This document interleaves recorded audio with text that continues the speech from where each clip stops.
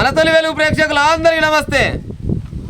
ఒక వారం 10 రోజులు కావచ్చు మొగని చంపిన పెళ్ళమని పేపర్ రాక అనుకుంటానేమన్నా ఇవాళ రానే వచ్చింది.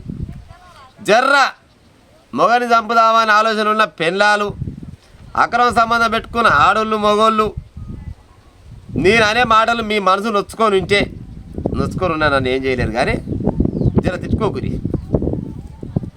ఏడ జరిగింది ముచ్చడంటే నాగర్ కర్నూలు అంట. నాగర్ కర్నూలేనా? నాగర్ కర్నూలు జిల్లా శ్రీపురం అంట ఊరు. ఆయన పేరు వచ్చేసి ఏమో రాముడు, పెళ్ళం పేరు వచ్చేసి ఏమో మానస. వీళ్ళకు 14 ఏళ్ళ కింద పెళ్ళి అయిందంట. పెళ్ళి అయితే చక్కదానంగా 2 కొడుకులు 1 బిడ్డ, 3 పిల్లలంట. హాయిగా కాపురం సాగిపోతూనే ఉంది. 6 నెలల క్రితము ఏ ఊరు 6 నెలల క్రితం అంట పెద్దమద్దునూరు అని ఊరుందంట దగ్గర. అక్కడ కూడా సురేష్ గౌడ్ అని ఉన్నట. మరి గౌడ్ అంటే మళ్ళీ గౌన్లో నా మీద పంచాయతీ పెట్టారు. పేపర్కి వచ్చిన ముచ్చట చెప్తున్నా. ఆ సురేష్ గౌడ్ అంటే ఆయనతోటి ఈమెకు చిన్న పరిచయం అయిందట. ఆ పరిచయం కాస్త ప్రేమ అయింది. ఇక ప్రేమ అయినాక ఏమవుతుంది, పలాంది అయింది.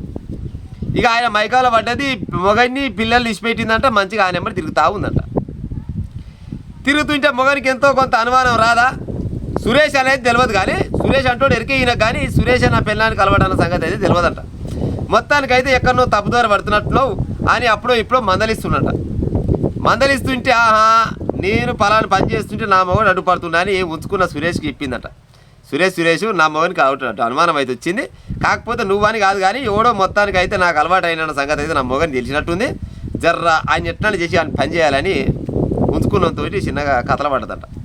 ఉంచుకున్నానికి ఎట్టుంటుంది, మగని చంపాలంటే ఆడ వెళ్ళిపోతే ఇక జంజాట్ ఉండదా, ఇక బేబీకరా అనుకొని సరే ఆయన పని చేద్దాం కానీ ప్లాన్ చెప్పంటే ఇక ప్లాన్ ఏముంది, నువ్వే చెప్పనుకున్నారంటే 2 పోతారు కలిసి ప్లాన్ వేసిరట.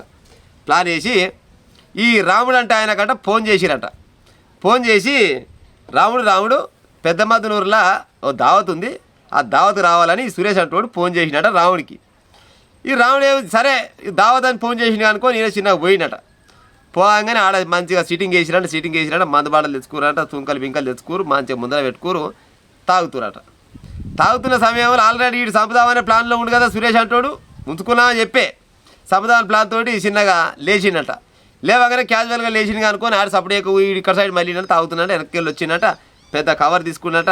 ఆ కవర్ తీసుకొని అట్నే నెత్తిలో పెట్టినట్ట. నెత్తిలో పెడితేనే ఇంకోటి 2 కలిసిరంట. మూతికి ప్లాస్టర్ వేసిరట. మూసికి అబ్రికాయతం బిగ్గర చుట్టిరంట. మీ దగ్గర నెత్తిలోకి వెళ్ళి ఇంకో అబ్రికాయతం వేసిరంట. అట్నే ఊపిరాడకుండా బిగ్గర పట్టుకొని నీళ్ళు బిర్ర వేసుకింద ఇచ్చిపెళ్ళాయంట. ఈ ఉంచుకున్నోడు ఈయనకి ఒక 2 సోపతట. మొత్తం 3 కలిసిరు. ఈ రాముడు అంటోని ఊపిరాడకుండా చేసి అక్కడికక్కడనే చంపేసిరట. చంపేసినాక ఇక ఈమెకు ఫోన్ చేసిరు మానసకు. మానస నీ మొగని చంపేసామని చెప్పిరట. మరి చంపేసామని కానీ చంపినమంటే మళ్ళీ మరి పోలీసులు ఊకుంటారా? పోలీసులు బొక్కల కొరవై బొక్క తిరగ చంపుతారు. అందుకోసమని ఏం చేయాలి, ఇటు చచ్చిందంటే బాగుండదు అనుకొని ఈడ ఏంటంటే యాక్సిడెంట్ అయ్యి చచ్చింది అనుకొని తెలవాలనుకొని ఏం చేసిరంటే ఈ బాడీని తీసుకుపోయి అక్కడనే దగ్గరలో ఉన్న డామర్ రోడ్ మీద వేసిరట. డామర్ రోడ్ మీద వేయంగానే వచ్చిపోయే బండ్లు ఏమన్నా తలిగితేమో తలిగితే యాక్సిడెంట్ అయి చచ్చిపోయిందని చెప్దాం అనుకొని ప్లాన్ చేసి కొనవి ఆ రోడ్ మీద వేసిరట. రోడ్ మీద వేస్తారు కానీ ఇంత దెబ్బలు తలగానే మళ్ళీ కథలు పడి ఆ యాక్సిడెంట్ అయి చచ్చిపోయిందని కథలు పడుతురట. కానీ ఈ రాముడు అంటే ఆయన తల్లిదండ్రుల కంటే అనుమానం వచ్చిందట. నా కోడలే ఈ పని చేసి ఉంటుంది, ఇది దొంగది అయింది ఈ మధ్యలో. ఇన్నొద్దులు బాగానే ఉండే కానీ ఈ మధ్యలో దొంగది అయింది, మరి ఇది ఏమైనా చేసిందేమనుకొని పోలీసు వాళ్ళకి కంప్లైంట్ ఇచ్చిందట. వాళ్ళు ఈ రాముడు తల్లిదండ్రులు పోయి కంప్లైంట్ ఇచ్చిరట. కంప్లైంట్ చేయగానే పోలీసు వాళ్ళు ఊకుంటారా? పోలీసు వాళ్ళు ఎసోంటి దొంగలైనా పట్టుకోవాలనుకుంటే ఒకటే రోజులో పట్టుకుంటారు. చిన్నగా ఏమైనా పిలిపించిరట. పిలిపించి మానసం పిలిపించి మానసని మోడు ఎట్ట వచ్చిందంటే ఏమో అయ్యా దావత్కి అయితే పోయిండు, దావత్ పోయిన కాడ మరి వస్తే యాక్సిడెంట్ అయింది అని చెప్తున్నారు, నాకు కూడా గట్టినారు, నాకు కూడా తెలియదు అని చెప్పిందట. జర గట్టిగా అడిగిరట. పోలీసు వాళ్ళ స్టైల్ వేరే ఉంటాయి కదా. పోలీసు వాళ్ళ స్టైల్లో జర గట్టిగా అడిగేసరికల్లా చిన్నగా తడబాటు చేసిందట. తడబాటు చేస్తే ఊకుంటారా? పోలీసు వాళ్ళు ఏలు పెట్టే సంది ఇస్తే కాలు పెడతారు. పక్క ఏలు పెట్టే సంది దొరికిందంటే ఎమ్మడే కాలు నొక్కుతూనే ఉంటారు.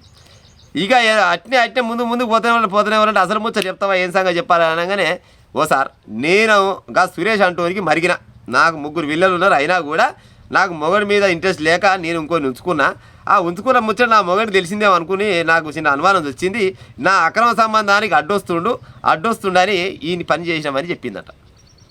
ప్రజలారా, ఇంటింటికి మర్చిపోయే ఉంది. ప్రతి ఊరిలో గిసోటోళ్ళు ఉంటూనే ఉంటారు, అది జరుగుతూనే ఉంటుంది. కానీ ఏ భర్త అయినా కానీ ఏ మొగడైనా కానీ భార్య తప్పు చేస్తుంది ఇంకోరికి మరిగిందని తెలిస్తే సప్పుడు చేయక ఊకుంటుండొచ్చునా? ఊకుట్టేగాడు మొగడవుతాడా? ఎంత చేతగానుడైనా లేచి లేవనుడైనా కానీ ఈ టైం దాకా ఏడికి పోయినావు ఎక్కడ పోయినావు అని అడుగుతాడు కదా. అది మొగడైనా ఆడి మనిషి అయినా భర్తనైనా భార్యనైనా అడగవలసిందే.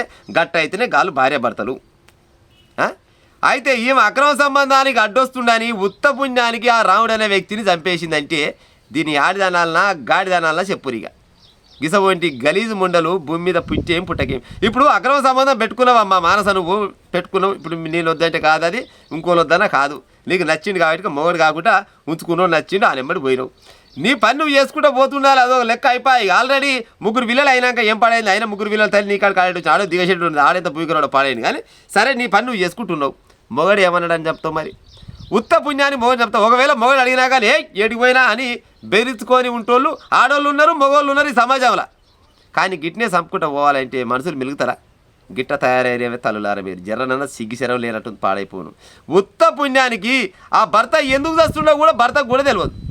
తాగుతుంది పిలిచారా తాగుడు మైకంలో భర్త ఉంటే ఎనకంగా పోయి బిగ్గర కవర్ కప్పి నోటికి పడి అవి ప్లాస్టర్లు వేసిరి.